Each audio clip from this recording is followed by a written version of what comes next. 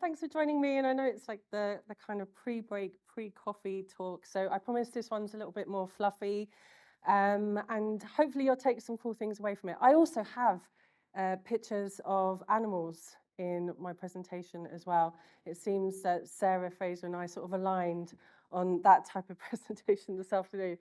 And thank you for the introduction. I'm based in Brighton. I run the social ads squad. We predominantly help small businesses with what I like to call micro budgets. And we also help agencies help small businesses with micro budgets as well.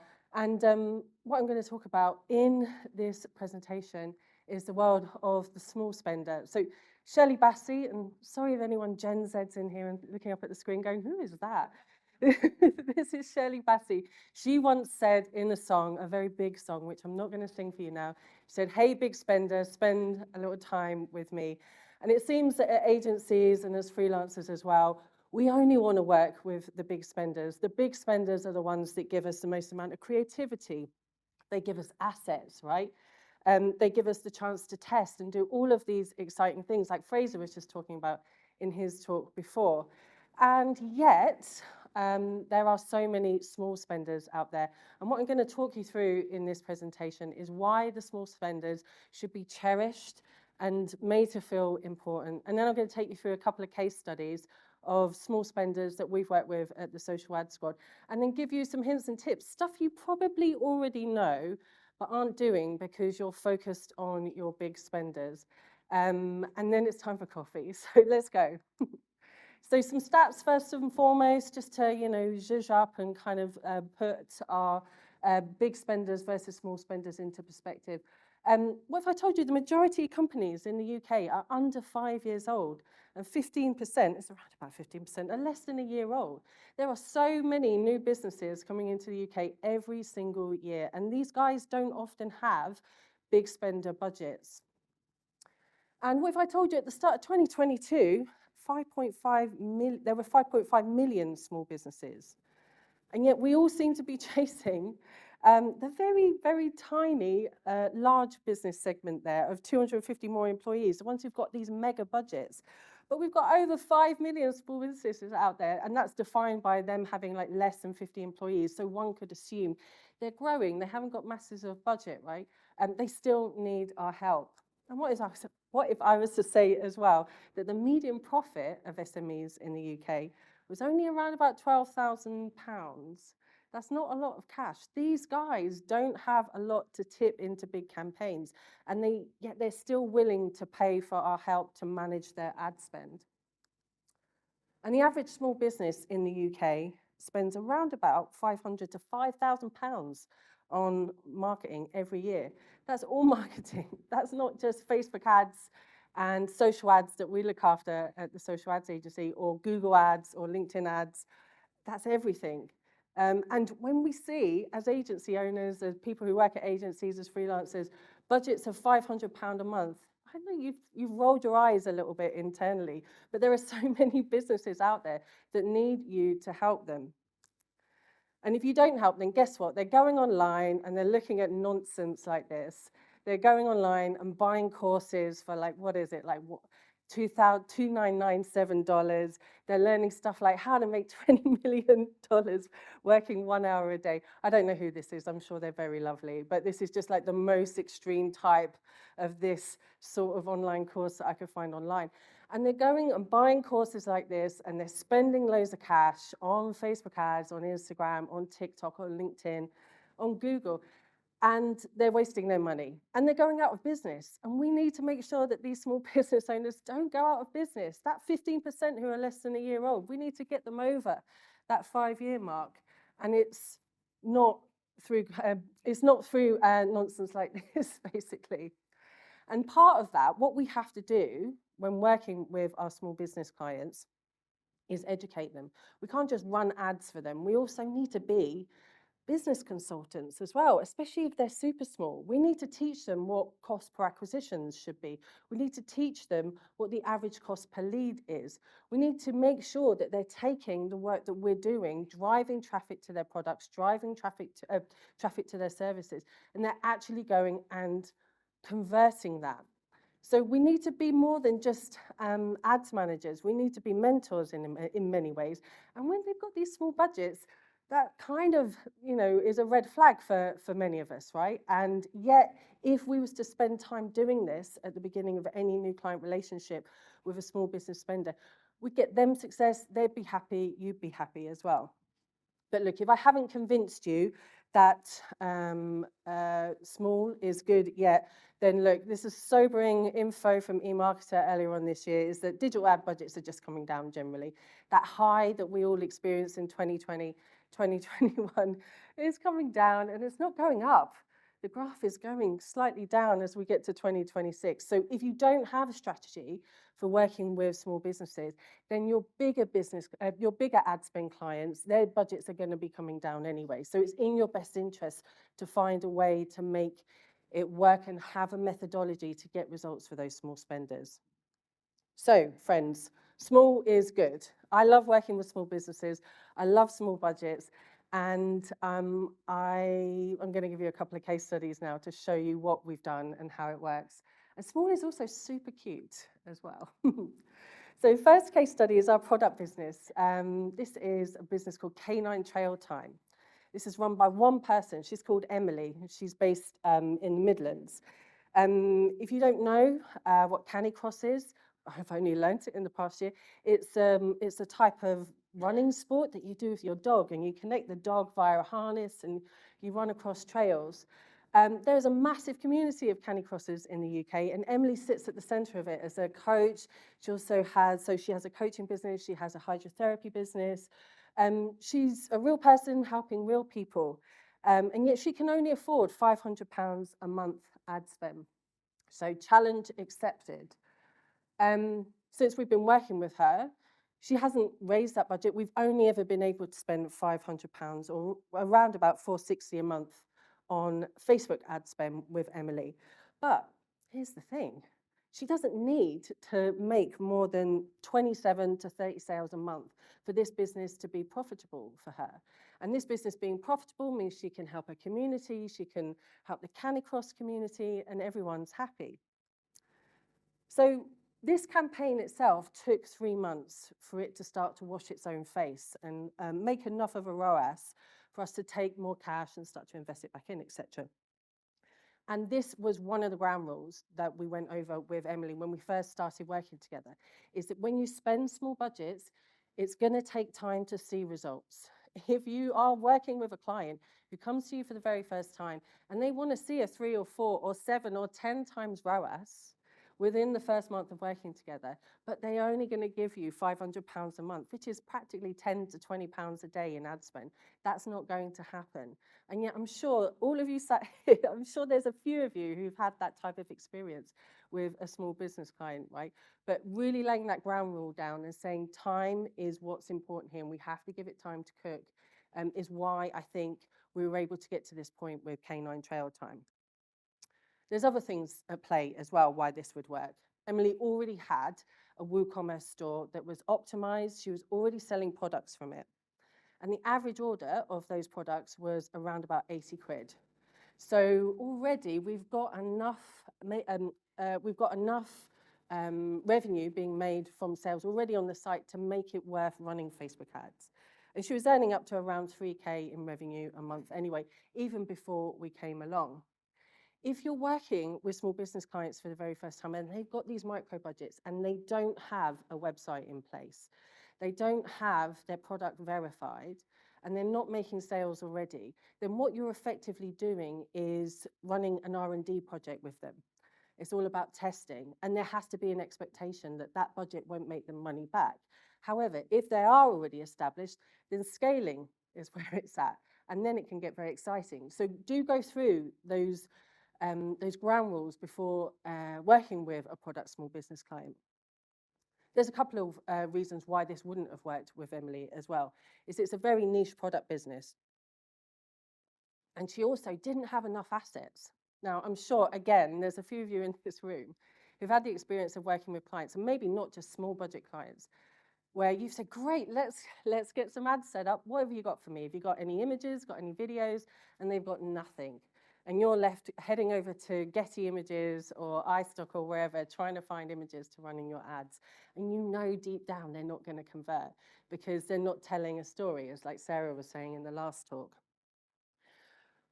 The ads that ended up working really well for Canine Trail Time were a user-generated content style ad that used video of the dogs out on the trail with the harnesses actually being used and the dogs looking really excited, with close-ups of the product actually being put on by Emily herself.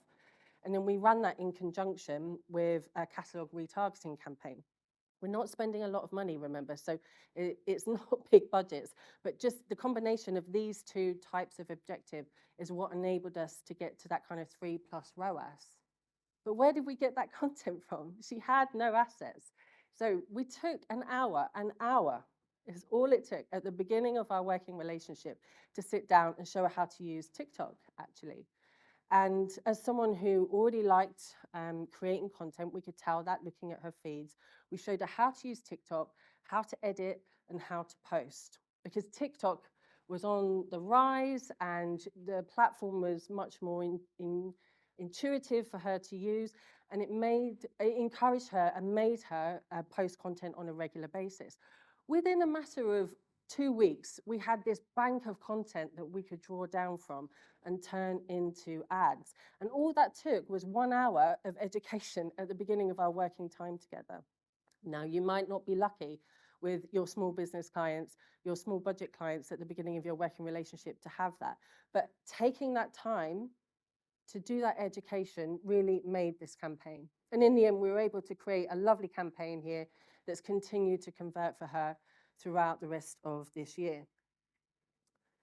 And in terms of the targeting, we're not spending a lot of cash here. I know it's not fashionable, but it works. It's just doing very broad interest targeting for small businesses who are only spending 10 to 20 quid a day. There is no money here to slice and dice and do retargeting of specific pages. We don't have enough cash. And the algorithm doesn't have enough cash. So all you need to do with small business, with small budgets, is keep it broad. And there we are, like over a year, we were able to generate, Emily, £24,000 in sales just from Facebook and Instagram ads after only spending 6,000 in media. And let's bring it back. This is a real person with a real business. This isn't a lot to the big companies a lot of us might be working with, but this means everything to our small business person, or one of the 15% that I showed you earlier. So why did this work? Well, we partnered with her to make content. The content looked real, and that really helped. It didn't stand out as an ad. We stuck to broad interests, and more importantly, enough time was given to see the results. Look, we've got dogs as well, not just cats. So second case study, another real person. This is Gail. She runs a management training and leadership training company based in Edinburgh. Gail only had 500 quid a month to spend as well, and she wanted to generate leads for her coaching business. So we went through the ground rules with Gail. Why would this work? Well, she was already using a lead generation tool, a scorecard, a quiz, to collect data about potential clients. And she was already making sales as well. And her average order value was around about £3,000. But more importantly, Gail had a follow-up process already in place. So once we sent those leads over to her, we were confident that she would go off and actually call them. How many lead generation clients have some of you worked with in the room where you've sent them lots of leads and said, how have they done? And no one's ever picked up the phone to them. I'm sure quite a few. Right? So that's another ground rule that we have in place in terms of working with our micro budget lead generation clients. And so over the year, actually what happened was we didn't have to spend 500 quid a month anymore. We saw results within a month. And I'll explain why in a second, of working with Gail. And so she was able to up the budget and spend 900 quid a month towards the end of our kind of first run of campaigns together. And all Gail needs to convert and create a living for herself, where she makes around about 100k a year, is 200 leads a month. And we were able to generate that using ads. So why would this not work? Again, same story, not enough brand assets. She hates being on camera. She has never done a brand photo shoot in her life and recoiled at the thought of it. So we're selling her. We can't just go and, shove any old image in. We have to really think about the story that we put across, the kind of the images that we convey about working with her. And there was no previous conversion data as well. So the campaigns that have been set up in the past are really typical for a lot of small business clients that kind of come to us for the first time, where they were running brand awareness campaigns and traffic campaigns. So we didn't have anything meaty to kind of go on with the pixel.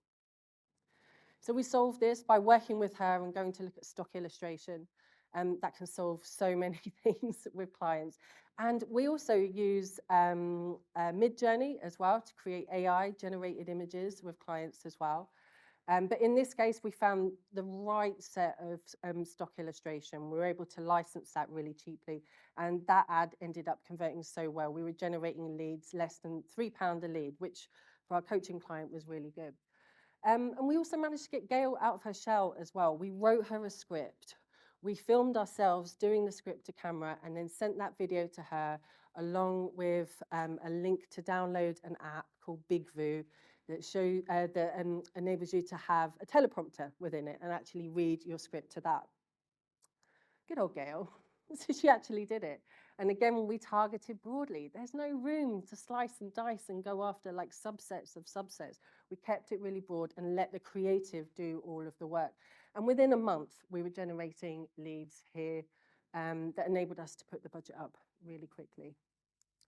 So why did this work? Well, the offer was appealing. The quiz, the lead magnet was already working. So what we did was scale that up, essentially.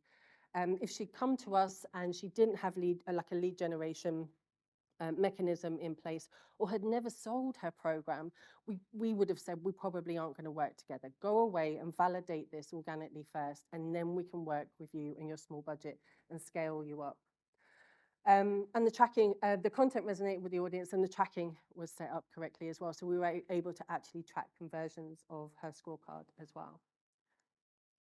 So how can you make small work in your business? How can you offer a lion service to your clients for the kitten budget, essentially? Well, you've got to ensure the foundations are in place for e-com. Only work with clients who've got their proverbial together, basically.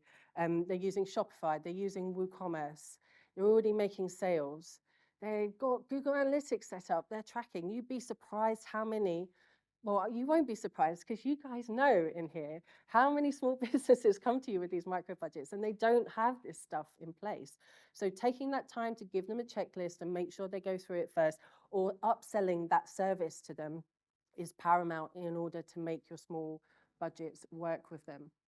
And the same goes for lead gen as well. As standard, we use Facebook lead forms with our small micro budget clients because they work incredibly well and we don't have to rely on them having a website that's optimized, etc. And we also do follow up. We see what's happening with our leads. We chase our clients up. We check on that lead quality and we make sure that they're getting in touch. Gail, our lead gen example, has a WhatsApp funnel. She's so tech.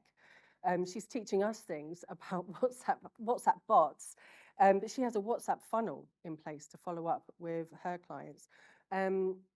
Without that, everything that we're doing is pointless because if they're too frightened to pick up the phone, then there's no point you generating leads for them.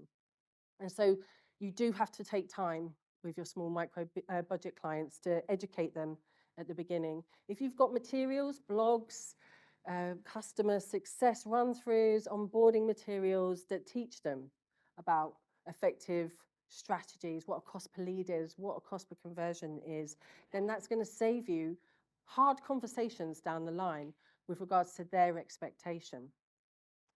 And keep it simple with your structures. You don't need multiple campaigns and multiple ad sets. You can't afford it. With 500 quid a month, you're spending, what, £10 a day per ad set? Some of our clients ask for £5 a day per ad set. But, you know, that's up to them if that's the budget that they want to spend. But you can't be super complicated in that ad structure. And that's kind of quite hard to sit on your hands and kind of not do that as ads managers. But simple works really best. Simple works really well. And focus on interests above retargeting and being super clever with your audiences. Facebook is so good at broad at the moment. and interest groups. I wouldn't have been saying this 5 years ago, but interest targeting works. It works really well for small budgets. And you could go big with your creative. Act like a film director. Demand it off of your clients. Come up with creative ways to get the content out of them that they don't want to give you. And give it time. If you can educate them about how long this is going to take, it's going to save you so many difficult conversations down the line. Thank you so much for joining me, everyone.